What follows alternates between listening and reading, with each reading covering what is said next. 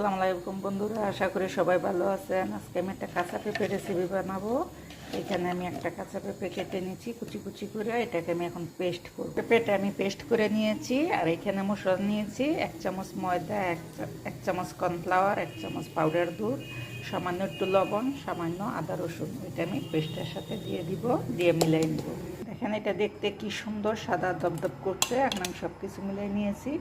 এরকম একটা ট্রে নিয়েছি, এটার মধ্যে আমি সব কিছু বিছাই দিক দিয়ে আমি চুলায় গরম পানি বসাই দিছি। এখন এই ট্রেটা আমার গরম পানির উপরে বসাই দিই। গরম পানির উপরে ট্রেটা বসাই দিয়ে ডেকে দিব, সিদ্ধ হয়ে যায়। পেঁপেটা দিয়ে আমি কি বানাইছি সেটা আমি পরে দেখাচ্ছি। এই যে তার জন্য আমি এই মশলাটি দিয়ে দিলাম।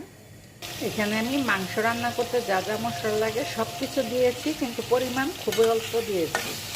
সাথে টমেটো দিয়েছি, পরিমাণটা মশলা খুব অল্প। এখন আমি সুরাটার মধ্যে দিয়ে দিব 1/2 চামচ ঘি, মাঝে দিয়ে দিব অল্প ভাজা জিরে। এই যে এখানে হয়ে গেল আমার পেঁপের পনিরটা। পনির বলেন, বরফি বলেন, যাই বলেন না কেন, এই যে এটা আমার এখন রেডি হয়ে গেছে। আমি পিস পিস করে কেটে নিয়েছি। এখন আমি এক এক করে উঠে সুরাটার তরকারিটার মাঝে দিয়ে দিব। বলেন তো বন্ধুরা, কেমন হয়েছে আমার কাঁচা পেঁপের পনির তরকারি? এটাকে পনিরও বলতে পারেন, পেঁপের বরফিও বলতে পারেন।